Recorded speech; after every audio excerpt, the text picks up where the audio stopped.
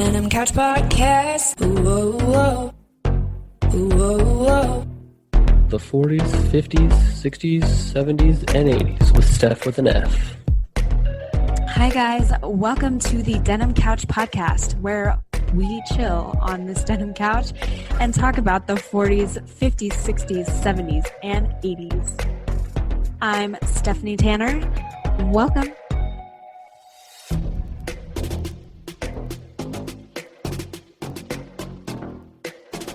Hey guys, it's Stephanie Tanner with the Denim Couch Podcast. Today's episode is with Dana Copenhaver. So I guess I should start off by saying that this episode did not go as planned, and I've interviewed over 30 people now. And I've gotten lucky, I've realized, because my microphone during our interview has always been set to the right settings.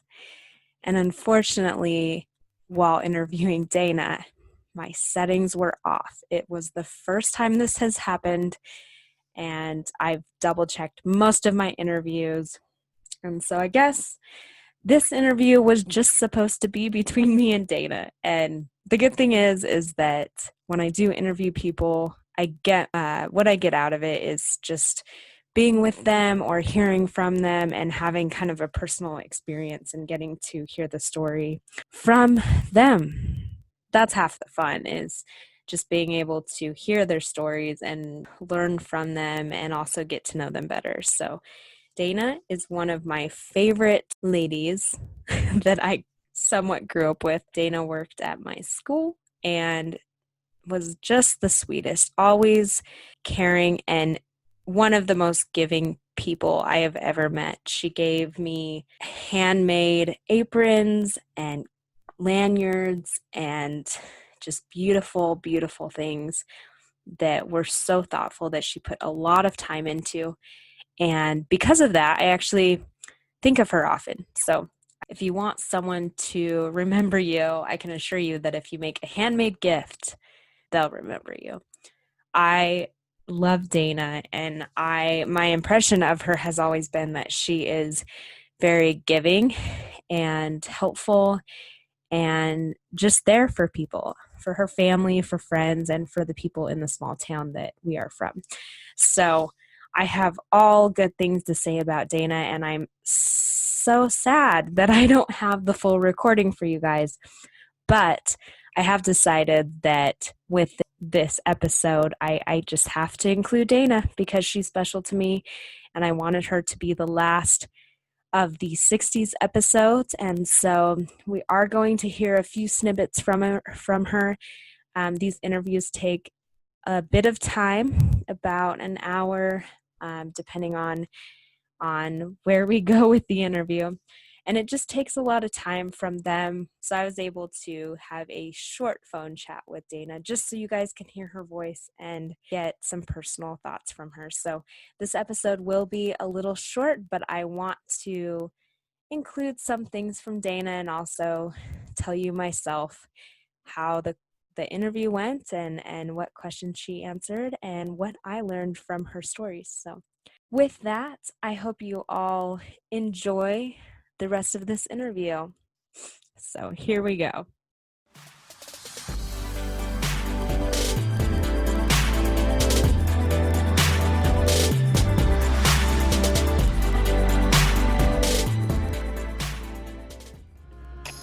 And my first question for you is, can you tell me a little bit more about your name? Okay, so this first question that I just asked, how common was your name in the 60s? Dana had something unique to say. She said that in our conversation that Dana was not very common, but oddly enough, her best friend all throughout high school was named Dana. And she told me this really awesome story about Big Dana and Little Dana. And Dana's probably taller than me, but not very tall, maybe 5'2", 5'3", I'm guessing. If I'm wrong, Dana, I'm sorry. And so Dana's, on the shorter side, and Little Dana was like 4'10". So I thought it was hilarious that the people that she grew up with called her Big Dana and her best friend Little Dana. And little Dana came with her on all family vacations and spent a lot of time with her growing up. So a lot of her stories involve Dana, the two Danas, Big Dana and Little Dana. I thought that was pretty awesome. She also mentioned in the interview that her and Dana were always giggling, always telling each other inside jokes, always just having a really good time together. And I think she said that other people often didn't want to hang out with them because they just had too much fun together. What was life like back in the 60s? Oh, what was it like to live in the 60s? This one's always a fun one to ask because it's pretty general and you can go anywhere with this question. So Dana and I spent most of this question talking about food, about Spam. So Spam and bologna was our primary conversation with what it was like to live in the 60s.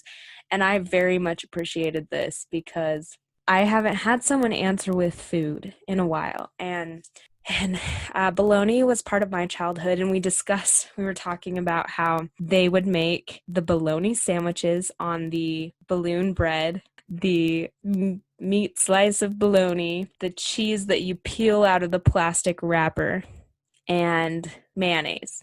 Those were the staple sandwiches for Dana back in the 60s. I have had those before growing up. And she also ate a lot of Spam sandwiches, or Spam was always in dinner. She also talked about how her mother made the same dinner every single evening. And it was, I think she said, potatoes, meat, vegetables. They had a pretty good dinner. They just ate the same thing every day. And I love that Dana had wonderful things to say about her parents. So we did focus mostly on food, Spam and bologna and all the good staples of the 60s. But one of my favorite things that I have been thinking of all week is that Dana would drink Coke. And I think her dad I might be wrong with this. Dad might have showed her. They would drink Coke with peanuts in it. It had to be a glass bottle of Coke because trying Coke and peanuts is probably not a good idea in a plastic bottle or container with a straw. and the peanuts won't go through the straw. So it works and you should try it. I'm going to try it before this episode airs. Glass bottle of Coke and peanuts. And drinking it, you get a peanut in your mouth every now and then. I've never heard of this, but I thought it was unique for sure. So I'm excited to try that. What did you do for fun in the 60s? So this question, what did you do for fun back then, is always different for everyone because everyone chooses to have fun a different way. So Dana talked a lot about sports, and she was a cheerleader, and she talked about how the cheerleading uniforms were made out of wool, and so they were super hot. But she was a cheerleader. Her and Dana did cheerleading together, and so they spent a lot of time cheering and also going to the local town games. And Dana talked about growing up in Mount Vernon, Oregon, which is next to John Day, Oregon. It's a beautiful location over there. Gorgeous. Very green, and just around the corner from Burns, Oregon, where I am from and where Dana now lives. And so she grew up over here, and they'd go into town. When they'd go into town, they were going into John Day for the activities. But this town, in this area, they spent most of their time going to games, to ball games, to football games, and she told me she cheered for football and basketball games. I spent a lot of time doing that. I think her dad was the basketball coach. So yeah, she said most of her fun revolved around that and spending time with Dana. What were some popular activities?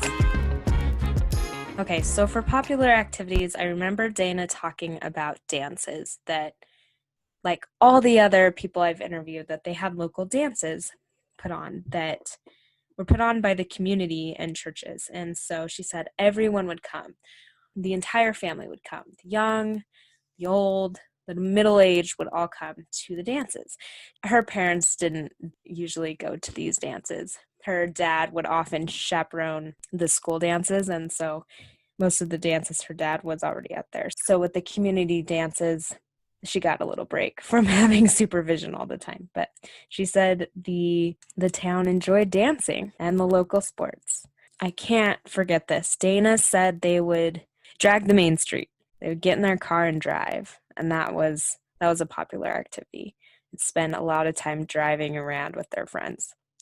And who doesn't love that? Even today, that's one of my favorite things to do. Is drive around with my friends and family and just chat, go get a drink. It's a good time. Do you have any favorite memories from the 60s? Very good memories of grade school, high school sports. My dad was a coach. My mom was, if she wasn't taking the money, she was right there helping someone take the money.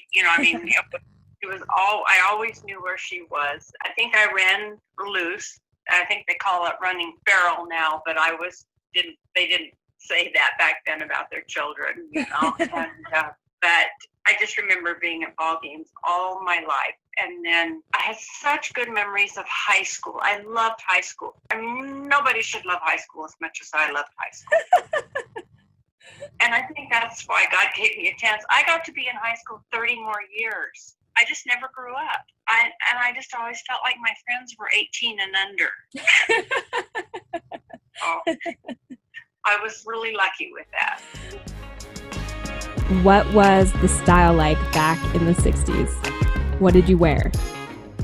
So cute. My own money. I never had my own money because being parents of the Depression, they didn't allow us to work. They didn't want their children to work. So I don't know how I ever got money, but I got to go shopping with my sister, and I picked out this outfit. It was tight bell bottoms, blue and white checks with ruffles on the bottom, white ruffles on the bottom, and then the top was sleeveless, cute, blue and white checks, but it ended right underneath, right at my rib line. And when I brought it home, my mother went to town and bought more lace and she sewed 2 more ruffles on so that I could wear this lovely outfit. And the wool, I don't know. The wool's cheerleading outfits were just horrendous. I don't wear wool now, and I can't imagine. I get hot at our ball games here. Imagine jumping around in a wool skirt. And they were long then. They were to our knees. And underneath we wore petty pants. But anybody my age knows the word petty pants. They were kind of flip only they were pants, but they were really cute with ruffles on them. Yeah, that was cute. And wool sweaters. And they were so hot. That was what the style was. One of the schools that we played, their cheerleaders got short skirts. I think we were so jealous. So we just said, we wouldn't wear those. We don't like those, but I think we were really jealous that they got to wear short skirts. So. What made you happy back in the 60s? I asked Dana what brought her happiness, and she said her family, faith, and the activities that she was able to do. I thought that was a pretty good answer. To most of us, those are really important things. Family, for pretty much everyone I have interviewed, in fact, I think everyone I've interviewed, family is what we care about, what makes us happy, brings us joy, being around family, because family means the most to us. Faith is a big one too. I think those who do have religion or faith in their life really depend on it, and it does bring happiness. And I do think this is key to happiness. Were you ever scared, unhappy, or anxious back in the 60s? Talking with Dana, if she was ever scared, unhappy, or anxious, she said living in the 60s was simple. It was a fairly easy life. Everything was wonderful. It was a really wonderful time. So for the most part, she was extremely happy, an extremely happy kid. And the only thing that she mentioned that was scary was bomb threat tests. So they would do drills at school for bomb threats. And I think the Vietnam War and the Cold War going on, this was a common fear for most people. Earlier on, we talked about how, the news is up front and in our face today because of social media, and we're constantly hearing about what's going on in the outside world, whereas in the 60s, they had some channels and heard about the wars and some things, but it wasn't blasted in their faces. And so the 60s, from Dana's perspective, was a very pleasant time. How would you compare your childhood or teenage years to today's kids? Well, they just have so much more as far as clothing. They have more clothes. They have whatever they want. They seem to have more, of course, they have the social media, they have TV. We had like maybe 3 channels, and nothing was on for us. We were just outside. I mean, if you were going to do something, you just did it outside. You rode bikes, or you went for walks, or you met and had the French fries and Cokes, or even if dinner was a half an hour away, you still went. You just did more outside than what a lot of kids do today. And books. I read a lot of books. I was a walk to the library girl and get a book. And they had one in John Day, but when the town we lived in before that was North Powder, and it was a small town, but they had a downtown library. And I remember I was about 9, and I would get to go down and check out my own books. All the Little House on the Prairie, all those. I thought if I ever lived in a different time, that would be the time that I wanted to live. But now that I look at it, I think, no, that is not the time I want. And being allergic to horses, that doesn't help. I would have had to walk everywhere. But I did like those books. Like I said earlier, I love Dana so much. She is just a joy to be around. And I say that about all of the people that I interview. But I really do mean it. And Dana, just every time I see her, is so friendly and puts a smile on my face. And I'm just really lucky to know her. And I really do mean that. So I'm really sad that you didn't get to hear the entire interview, but the little snippets that Dana was able to share with me and with us for the podcast are good enough. And I think give us a great idea of what life was like in a really small town in the 60s. So I hope you enjoyed it. I loved doing the 60s, and next week I will do a recap of the 60s interviews that I've done. And so don't miss out on that, because I think I'll have some really good takeaways and just wrap up the 60s, and so we can begin the 70s. I think that's it for now. Bye. Wait. You can't miss the embarrassing story of the week. No. Okay. It's that time. It's Steph with an F's embarrassing story of the week.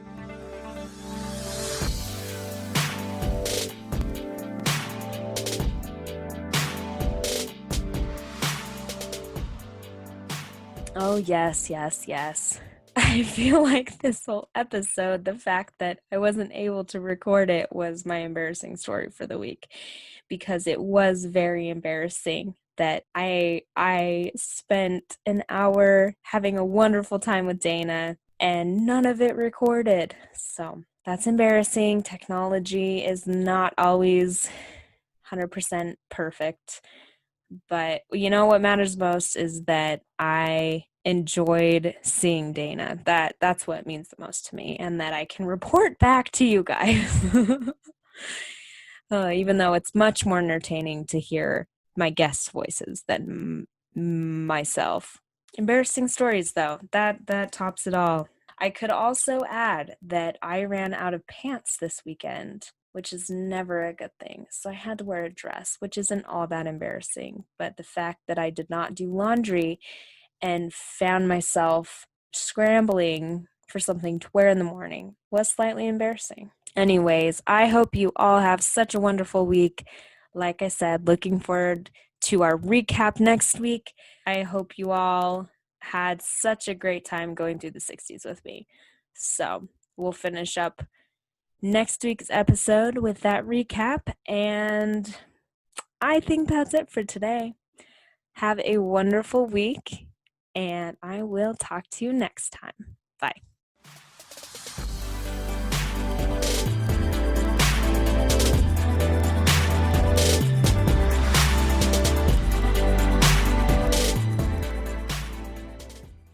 If you came here for mental health help, please go visit your doctor.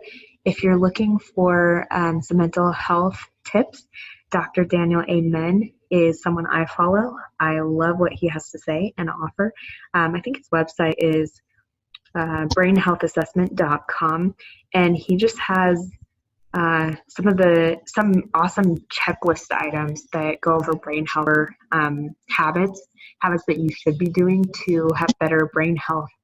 I want to say there's like 5 to 10 items, and if you have those, if you're working on those habits and trying to improve them to improve your brain health, you'll also improve your happiness level, because brain health equals mental health.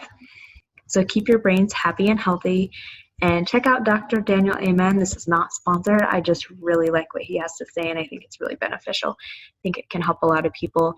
It's actually very matter of fact, kind of obvious, but yeah, we neglect so many of these habits daily, and I do feel like, if you're feeling unhappy, that may be one of the reasons you're unhappy, because you're neglecting your brain health, which is also your mental health, and yeah, trying to improve these habits could really help. So check him out. If you have any stories from the 40s, 50s, 60s, 70s, and 80s, please get in contact with me. Let's chat. I want nothing more than to chat about the past. I want nothing more than to chat about the 40s, 50s, 60s, 70s, and 80s.